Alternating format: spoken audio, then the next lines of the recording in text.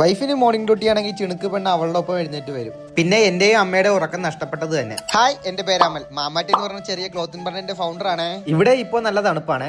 അതുകൊണ്ട് തന്നെ അവൾ മോർണിംഗ് ഡ്യൂട്ടിക്ക് പോകുമ്പോൾ അവളെ ആക്കാൻ പോകാൻ എന്നെ വിളിക്കാറില്ല. അനും കുഞ്ഞും ഉറങ്ങിക്കോട്ടെ എന്ന് അവൾ കരുതും. എല്ലാ ദിവസവും മാമാട്ടി പ്രശ്നം ഉണ്ടാക്കാറില്ല കേട്ടോ. ചില ദിവസങ്ങളിൽ മാത്രമാണ് മാമാട്ടി അവളുടെ കൂട്ടത്തിൽ എഴുന്നേക്കാറ്. മറ്റു ചില ദിവസങ്ങളിലാണെങ്കിൽ എന്റെ കൂട്ടത്തിൽ കിടന്ന് ഉറങ്ങാറും. ഇന്ന് പക്ഷേ മാമാട്ടി അവളോടൊപ്പം തന്നെ എഴുന്നേറ്റ് പോരുകയും ചെയ്തു. ഇനിയിപ്പോ ഈ കുരിപ്പിനോട് കൂട്ടിയിട്ട് വേണം കേട്ടോ വൈഫിനെ കൊണ്ട് ആക്കാൻ പോകാനായി. ഇല്ല, നമ്മുടെ വീടെടുത്ത് അവള് മറച്ചു വെക്കും കേട്ടോ. അതേ ഉള്ളൂ ഒരു പ്രശ്നം.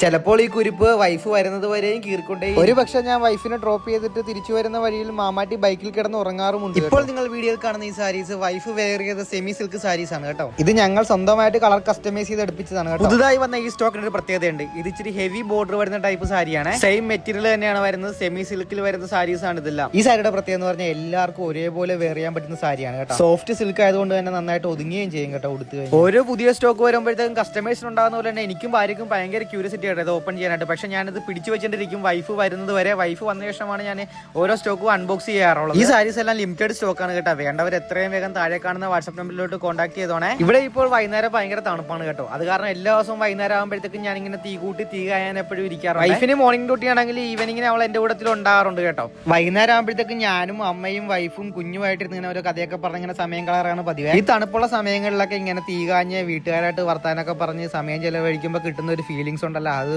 പറഞ്ഞറിയിക്കാൻ പറ്റത്തില്ലേ.